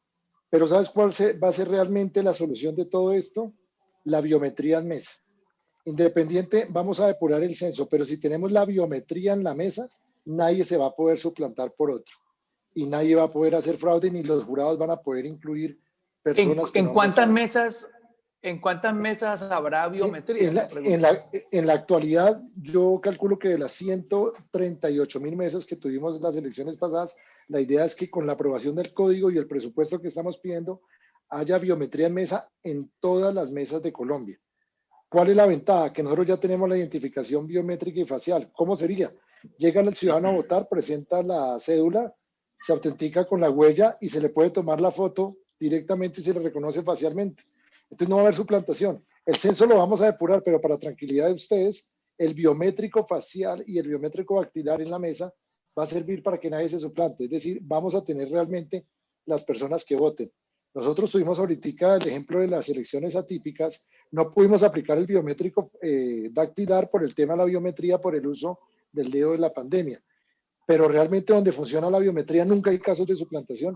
Donde el problema es que la biometría hoy en día se usa a la entrada del puesto de votación. Eso no sirve para nada. La idea es usarla en la mesa, que el jurado identifique al ciudadano y no haya suplantación. En ese orden de ideas, el código no solo depura el censo, sino el biométrico en la mesa nos va a dar la garantía de que la persona que llegue a votar es la que es y solo votará la que es. Entonces, en eso es una tranquilidad que les puedo dar a ustedes como registradora a la fuerza política que ustedes representan. Ahora. Gustavo. Bueno, siga, doctor Penagos. Ahora, frente al tema del censo, yo quiero hacer un par de precisiones que son las experiencias que hemos tenido durante estos años. Bueno, entendiendo que llevamos pues 2 años en el Consejo Nacional Electoral. Un primer tema es una circunstancia que es penosa para el país y que en este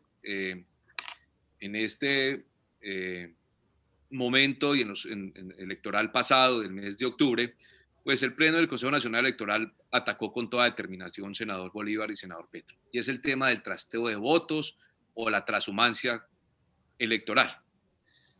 Cuando no se tiene un censo electoral actualizado, ocurre lo que ocurrió en las pasadas elecciones de octubre. Más de 1 millón de inscripciones de personas para salir a votar dejó sin efecto el Consejo Nacional Electoral por el fenómeno de la transhumancia. Es decir, ese fenómeno en el que instrumentalizan ciudadanos necesitados para llevarlos a votar a un determinado lugar e influir en las elecciones de una determinada circunscripción. Si nosotros tenemos un censo electoral depurado, pues vamos casi que a acabar de una vez por todas con ese fenómeno de la transhumancia o del trasteo de votos. No puede ser que en Colombia hoy, cada que hay un proceso electoral, se hable de transhumancia histórica, es decir, de delito histórico, y no hemos podido acabar con él. Esa palabra a mí me parece aterradora. Desde cuando nosotros llegamos al Consejo Electoral dijimos, ¿cómo así que en el Consejo Electoral o en la organización electoral se habla de transhumancia histórica? Estamos hablando, o sea, de delito histórico. O sea, sabemos que se comete delito permanentemente trasteando los votos y no hemos hecho nada para eso. Así que el tema de la transhumancia, por eso vuelvo y le reitero, en octubre se dejaron sin efecto más de 1 millón de cédulas, y lo escuchaba uno mucho en ciertos lugares del país donde encontrábamos, pues Guillermo no me deja mentir, el senador Bolívar, pasacalles y pancartas de los ciudadanos diciéndole al Consejo Electoral, gracias Consejo Nacional Electoral, porque por primera vez en la historia se depuraron cédulas en lugares donde nunca se habían depurado, y estoy casi seguro quienes elegían eran los ciudadanos de municipios muy diferentes a los que vivían en ese lugar. Entonces, pero, perdón, lo interrumpo. En el artículo, hablando de la transhumancia, disculpa, lo interrumpo porque se me va el tema. En el artículo 58, en el parágrafo 1 dice, contempla el domicilio electoral y que si no se logra la verificación de la dirección del ciudadano o joven, quedarán registrados en el sitio donde ejercieron el derecho al voto en la última elección ordinaria. Es decir, si hubo transhumancia en la, dirección, en la elección pasada, pues ya ellos quedaron inscritos y el sistema los reconoce como que si vivieran ahí. Entonces, ¿no creen ustedes que estaría refrendando la transhumancia histórica que aún no ha sido depurada por el censo electoral, siendo preferible dejar la inscripción del lugar donde aparece registrado en su EPS o no sé, otro documento? O sea, lo que está diciendo este código es, si no se puede refrendar una nueva dirección, el inscrito ya queda en el sitio donde estaba, pero si ya votó por trasteo de votos, quiere decir que ese político ya tiene una cantidad de personas en ese censo electoral metidas en ese lugar. ¿Cómo reparar esto? No, pues precisamente, senador Bolívar, eso fue lo que hicimos en las elecciones, en el proceso electoral pasado del mes de octubre. Cruzamos el lugar donde se inscribieron por última vez muchos ciudadanos con las bases de datos del gobierno, que también hay que decir, están desactualizadas muchas de ellas. Es decir, los de Sisbén no son todos los del Sisbén, los del registro instrumentos públicos no son todos. Es decir, esas bases, los del DPS, las bases históricamente en el país no están totalmente depuradas. Sin embargo, lo que nosotros hicimos fue precisamente atacar lo que su señoría acaba de plantear. Cruzamos el lugar donde se inscribieron esos ciudadanos y con el lugar donde se inscribieron en su momento para votar con esas bases de datos. Y cruzamos el lugar donde votaron la última vez, es decir, antes de la inscripción, también con las bases de datos. Y por eso fue que terminamos dejando sin efecto cerca de 1 millón de cédulas, porque cruzamos ambas inscripciones. Ambos lugares. El lugar donde se inscribió la última vez, encontramos que no vivía, y luego el lugar donde votó la última vez, donde también encontramos. Por ejemplo, cerca a Bogotá, olvido a uno de los municipios de Cundinamarca, olvido el nombre, encontramos, por ejemplo, un número muy importante de ellos. En Soacha, por ejemplo, encontramos que muchos se inscribieron en Soacha, y la inscripción en Soacha, la última que hicieron, no reporta que viven allá.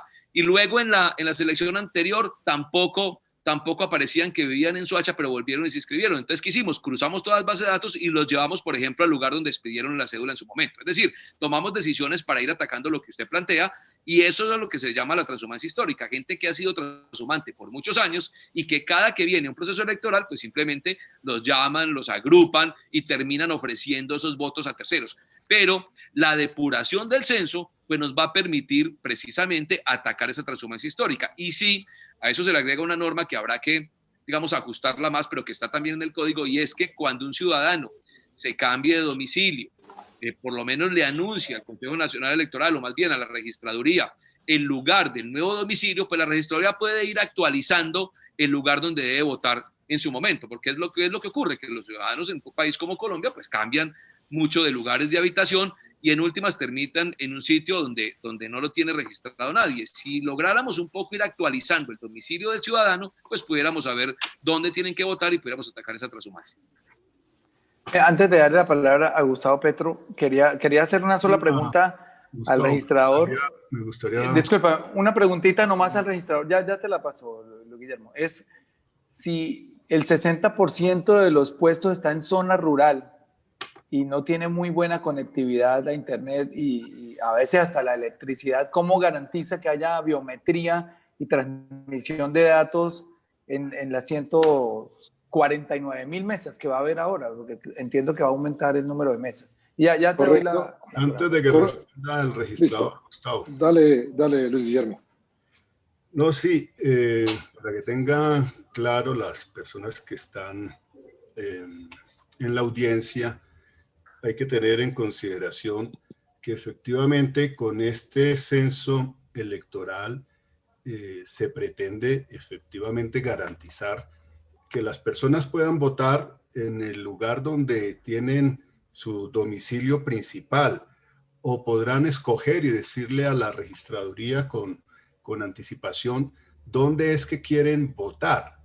Y si cambian de residencia, deberán avisar también a la registraduría. En última, lo que se trata es de que la persona pueda votar en el sitio más cercano a su residencia.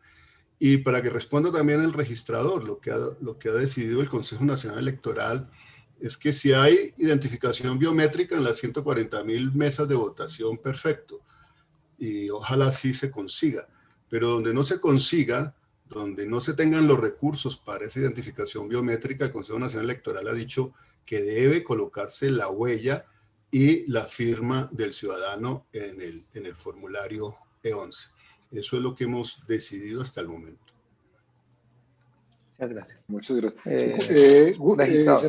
Senador Bolívar, si quiere le damos el artículo 235. El artículo 235 del proyecto del código le da la obligación legal al gobierno nacional a través del Ministerio de las TIC, una vez hagamos el estudio de la registraduría, cuáles zonas podrían tener problemas de conectividad. Hoy el mundo puede suministrar la conectividad en cualquier parte.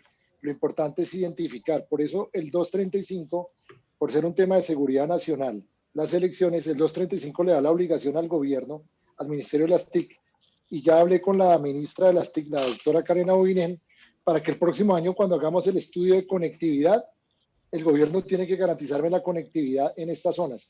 ¿Cuál es el tema de electricidad?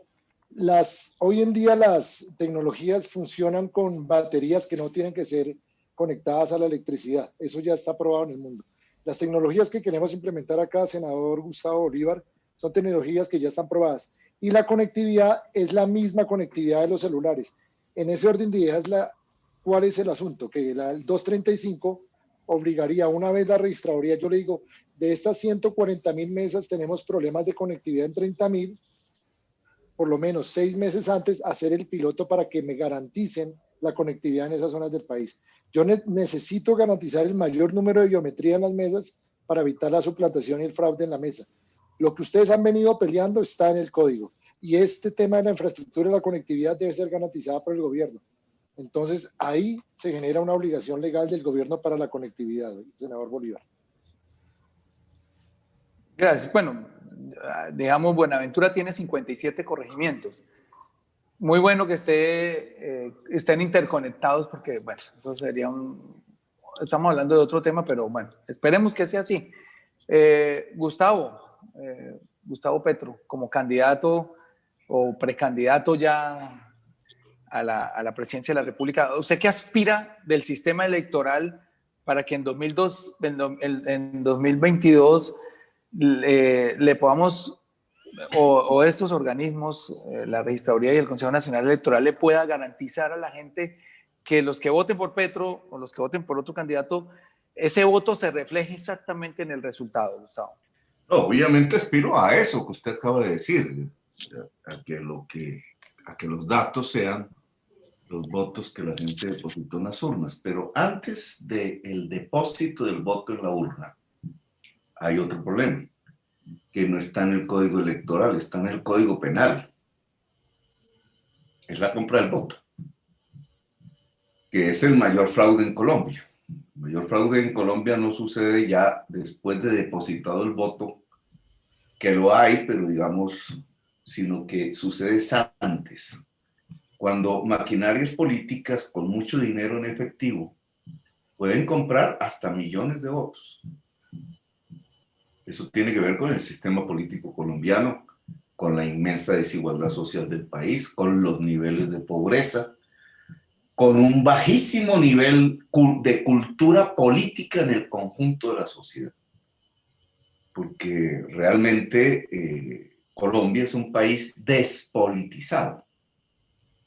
Eso se mide en las abstenciones, cualquiera que sea su volumen es enorme. Eso se mide en la calidad de la política, en la discusión de ideas, que terminan siendo de muy bajo nivel. La calidad de la política en Colombia es baja, y independientemente de los partidos, en general es baja, porque el país es un país despolitizado, es un país con muy bajo nivel cultural. No se interesa en la política, no la entiende, no la discute, no la examina como los sistemas de ideas que son, no la examina en su práctica.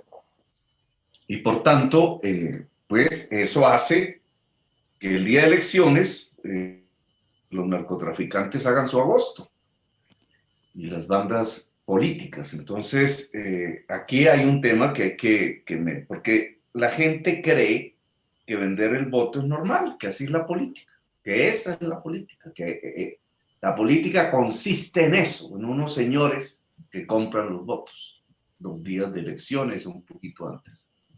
Y en muchísimos pueblos del Caribe, del occidente y de barrios de las grandes ciudades, eso es lo normal. Ahí se necesita policía, ahí se necesita inteligencia policial, ahí se necesitan fiscales y jueces. Es muy de vez en vez que surge algún proceso por compra de votos, cuando eso es lo generalizado en la sociedad colombiana. Entonces, digamos, aquí también hay que hacer un esfuerzo, digamos, y tiene que ver más con la policía, con la inteligencia policial y con la justicia. Es que en Colombia, el que compre un voto o lo venda está cometiendo un delito, y entonces debería haber un procedimiento, debería haber una acción, la acción ejemplar que llamamos, porque es difícil hacerlo a toda persona que compre y venda votos, pero la acción ejemplar va enseñando y va cambiando la cultura política de la sociedad. Aquí hay un espacio vacío porque eso no está en el Código Electoral, eso está en el Código Penal, pero el Código Penal es letra muerta, porque al final los organismos que tienen que detener el delito no actúan, incluso están inmiscuidos dentro del delito. Y es un tema que dejo ahí, tocayo, para ir cerrando este foro, porque ya va a ser las 9 de la noche. Permítame. No, ya. ¿Quién quiere responder esta? Y si quieren, me responde también a mí una y cerramos con esta. Y es que aparte de la compra de votos, también hay otro tipo de fraude anterior a las elecciones, que es el de las encuestas. Cómo las encuestas van inflando al candidato que quieren, y son encuestas que a la final nos damos cuenta, por ejemplo, lo que pasó con Duque, que sus socios terminan trabajando en la Casa de Nariño, como pasó con Yarumo, con el señor Víctor Muñoz, o como uno de los socios de Datexco, que 2 dona 50 millones de pesos a la campaña de Duque, que esa es la campaña que está favoreciendo con esa encuesta. ¿Ustedes cómo han hecho, aparte de la compra del voto, si quiere para responder estas dos preguntas y cerrar, cómo van a hacer para que las encuestas dejen de entrometerse tanto en las elecciones sin que, no estoy diciendo que las acaben, pero cómo les van a poner unas reglas de juego para que la gente realmente crea en lo que están diciendo las encuestas y que no den resultados a poquitos días de las elecciones, que eso es lo que tergiversa e induce a muchas personas a votar por el candidato que diga el encuestador? Y cerramos. Si quiere 3 minutos cada uno y cerramos. Perfecto. Senador Bolívar, frente a las encuestas, senador Bolívar, el código solo toca el tema de la veda. Va a quedar para todas las elecciones 8 días antes para lo que llaman en las democracias avanzadas el silencio electoral, que no es otro que permitirle al elector de manera tranquila que no se deje perturbar por ninguna tendencia, sea de una encuesta o también de alguna tendencia en redes. Lo que se está buscando es mantener 8 días de veda para las encuestas. No nos metemos en la reglamentación de las encuestas por una sencilla razón. Hay un pacto de autorregulación hoy mismo de ellas, pero tengo entendido que el senador Benedetti y el senador Rodrigo Lara llevan un proyecto directamente para la regularización y la metodología. Frente al cierre del debate, lo que dice el senador Petro, efectivamente, yo logré visitar 28 países haciendo observación internacional, no solo como magistrado, presidente del Consejo Electoral, sino como exmagistrado. Y hay algo que me quedó de experiencia en todo eso. Los sistemas electorales se basan en la cultura política y el mejor sistema electoral, mis queridos senadores, no es propio el sistema, sino la confianza de los ciudadanos hacia el sistema. Y eso es lo que hemos buscado en este código. Para mí lo importante es dejar un código en que ustedes nos puedan apoyar. ¿En qué sentido? En que si bien esto no ataca los delitos electorales, sí va a cambiar la cultura política y electoral de los ciudadanos. Yo creo que metiendo tecnologías combatimos el fraude. Yo creo que si depurando el censo combatimos el fraude. Yo creo que si observamos lo del fallo de la Convención Interamericana, abrimos más posibilidad a la participación de los derechos políticos. El código fue hecho para todas las fuerzas políticas, pero acá lo importante es lo que dijo el senador. Acá hay que cambiar la cultura política y creemos que con este código, que lo trabajamos con el Consejo de Estado, el Consejo Electoral, todos los partidos políticos, y recoge, ¿esto qué recoge? 12 años de debilidades del sistema electoral, para decirle que el código actual es del año 86, antes de la Constitución del 91. Este código le va a servir a las generaciones futuras como de sus hijos. Si yo les digo mañana cómo votarán sus hijos en 20 años, yo creo que ya no tendrán que ir a un puesto de votación a votar, pueden hacerlo desde su celular, manera digital. Ese es un código que fue concertado y pensado, mis queridos senadores. Como registrador es mi deber pedir el apoyo para este código. Y ustedes representan la legitimidad del código. ¿En qué sentido? Independiente a los artículos que hoy ustedes tienen dudas que se han podido ser resueltas, la discusión en la comisión primera va a ser muy importante y estaré yo ahí para apoyar los debates para mejorar el código. Pero lo importante es cambiar la cultura política y con este código lo vamos a cambiar. Soy un convencido desde el punto de vista no como registrador, sino como observador internacional. Aquí hay una cosa que les va a servir mucho a todos los actores políticos. La observación electoral internacional de los organismos multilaterales, independiente de la OEA, porque pueden venir muchas, está protegida también legalmente. Los observadores pueden, ustedes como fuerza política pueden pedirle a la organización electoral para el 22 qué observadores quieren. Para tranquilidad de ustedes hagan acompañamiento de observación política o observación técnica o software. Entonces, senador Petro, esto es un proyecto que nos lo hemos jugado no solo para modernizar el sistema electoral, sino por lo que usted dice, cambiar la cultura política, contribuir en algo. Son leyes que hay que hacer algo. Lo demás dejémoselo a la fiscalía persiguiendo a los bandidos, pero no nos demos las garantías para que todos los actores políticos puedan participar tranquilamente en el 22. Muchas gracias, senadores. Bueno. A usted, señor doctor Penagos. Gracias. Para el cierre. Gracias. Yo agradezco mucho que el senador Petro traiga a este debate el tema de los delitos electorales. ¿Y por qué lo agradezco? Porque a veces en el imaginario colectivo se cree que el Consejo Nacional Electoral es la entidad a la que le corresponde, y lo digo por el ciudadano a pie que no tiene por qué conocer todo el sistema jurídico colombiano, que es el Consejo Nacional Electoral el encargado de sancionar penalmente esas faltas. El mismo doctor Petro lo plantea y tiene toda la razón. Desde el año 2017, la ley 1864 trajo todas esas conductas como actos delictivos. el tráfico de votos, el voto fraudulento, el fraude al sufragante, la corrupción al sufragante, todas esas modalidades que se conocen a diario, ocurren en el país, se trajeron como faltas de orden penal.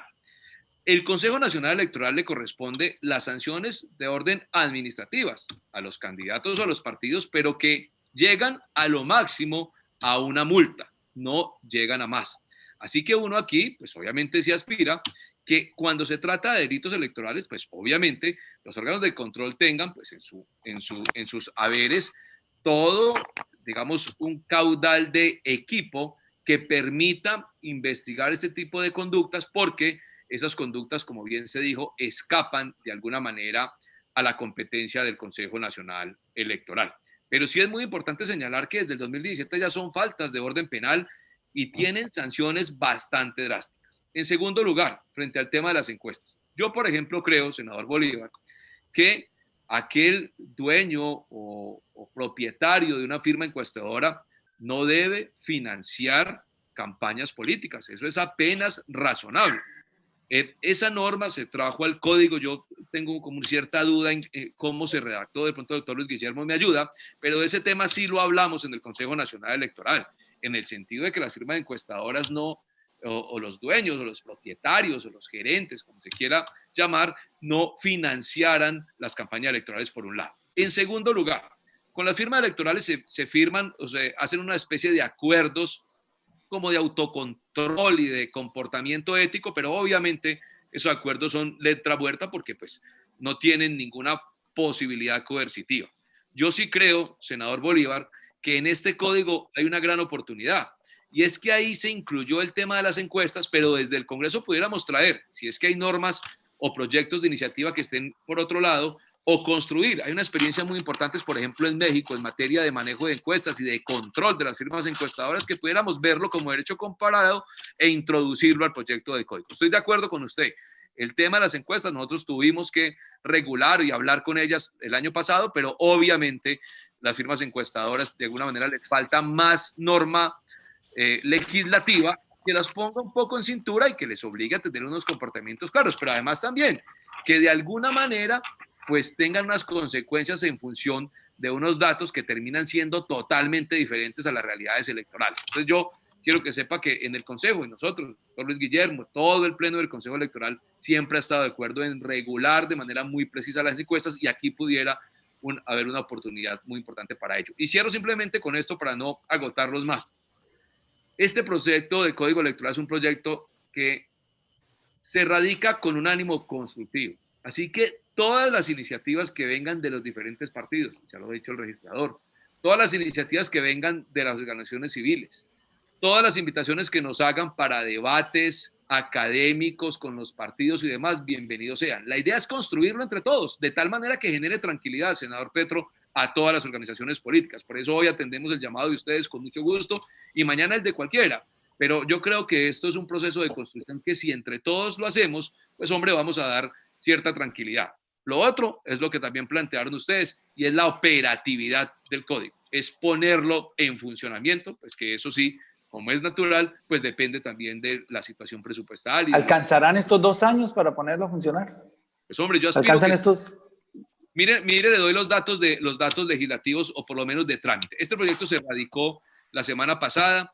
Bueno, el senador Petro, ustedes que están en las comisiones primeras, entiendo que la próxima semana se designan ponentes y se inicia el debate. Si al proyecto le dan mensaje de urgencia, como así lo definió en su momento el gobierno nacional, pasamos de 4 debates a 3 debates, y se esperaría entonces que esos 3 debates se pudieran transitar de aquí al 20 de diciembre. Porque si no se transitan de aquí al 20 de diciembre, entonces ya nos iríamos para el mes de marzo, digamos, las fechas para sacar el proyecto. Una vez el proyecto sea aprobado, como se trata de una ley estatutaria, tiene control previo de constitucionalidad.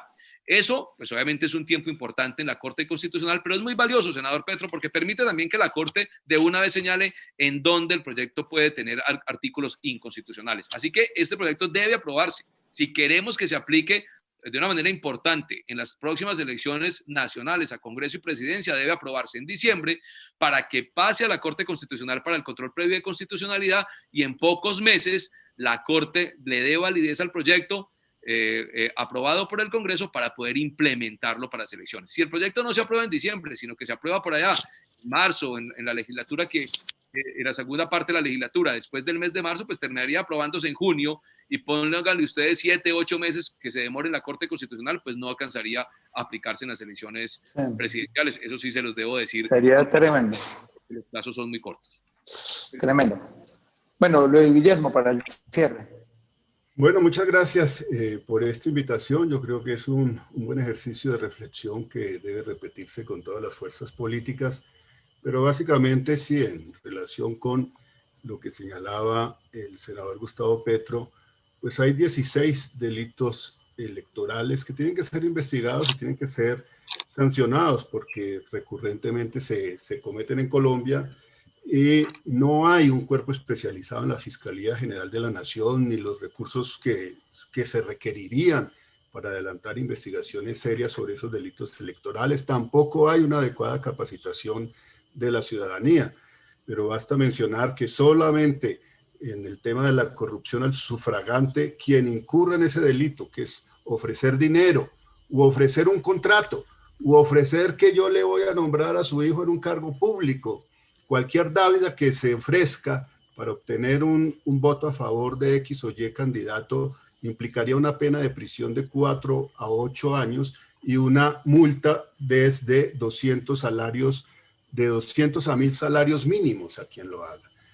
Y también se sanciona el tráfico de votos, aquellas personas que van y le dicen al candidato, oye, yo le pongo 50 votos o yo le pongo 100 votos y deme tanto. Pues eso también conlleva una pena de prisión. Y por supuesto, como lo ha dicho el registrador y el presidente Penagos, dentro del debate democrático en el trámite del proyecto, pues se pueden introducir las mejoras que a bien tenga cada fuerza política recomendar. Aquí lo que se trata es de eliminar cualquier vestigio de corrupción, de dudas sobre la transparencia del proceso electoral y de garantías para las fuerzas políticas, pero de garantías de transparencia para toda la ciudadanía. Y eso implica también reformar el tema de las encuestas electorales y de los sondeos de opinión. Hay que señalar mucho más claramente que no debe haber ninguna firma encuestadora que esté ligada a cualquier partido político o campaña política y que termine incidiendo de mala forma en engañar a la ciudadanía. Bueno, muchísimas gracias a todos. Se me quedaron 4 temas que ya obviamente es imposible tratar hoy. La cédula electrónica. Hay preocupaciones de unos sectores sobre el contrato de la contratación de este contrato de las cédulas electrónicas, porque parece que prácticamente dentro de la información que contendrán estas cédulas estará hasta el ADN, el abuelito nuestro, va a ser una especie de empadronamiento para todos los colombianos, para bien o para mal. Quisiera algún día debatir sobre eso. Se me queda lo del voto anticipado y lo del voto virtual. Todas estas cosas son preocupaciones que nos quedan ahí, y sobre todo en el problema de contratación dentro de la registraduría, doctora Alex Vega, que tiene ya tradición los famosos, las licitaciones tipo sastre, que siempre se las gana el mismo contratista hace 10 años. Y bueno, se nos quedan todos esos temas. Yo sé que no los alcanzamos a tratar hoy. De todas maneras, les agradezco mucho el habernos acompañado a Gustavo Petro y a mí, y esperamos tener una segunda parte en algún momento cuando ya estemos en pleno debate en el Congreso con este código. Muchísimas gracias a todos. Muy amables, estuvimos más o menos conectadas con 6,000 personas todo el tiempo. Les pedimos que compartan para que otros colombianos que mañana entren a las redes sociales vean esta transmisión, y nos estaremos viendo pues próximamente. Mil gracias a todos y a Gustavo. Gracias. Y apreciados senadores, Gustavo, no pierdan esta oportunidad. Yo creo que el código está todo lo que ustedes han pedido para las garantías del 22. Ayúdenos a sacar rápido el código para incluir todos estos buenos proyectos para el 22. Muchas gracias. Suerte. Muchas gracias. Suerte. Muchas gracias. Bueno, muchas gracias. Vamos a estar